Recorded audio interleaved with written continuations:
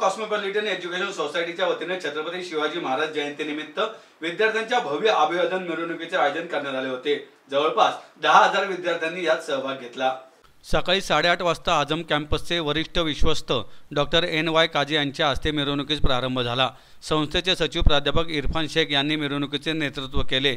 Shahid Inamdar, SA Inamdar, मशकूर Shaikh, Sabir Shaikh, Sikandar Patel, Asif Shaikh, Mohammed Gauss Syed, कुलगुरू doctor Lawrence, विश्वस्त, पदाधिकारी, प्राध्यापक, शिक्षक, विद्यार्थी यामध्ये सहभागी झाले होते।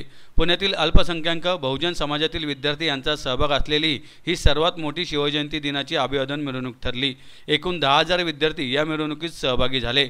मिरवणुकीचं हे 24वे वर्ष होतं। आझम कॅम्पस ते लाल महाल असा या मिरवणुकीचा मार्ग होता।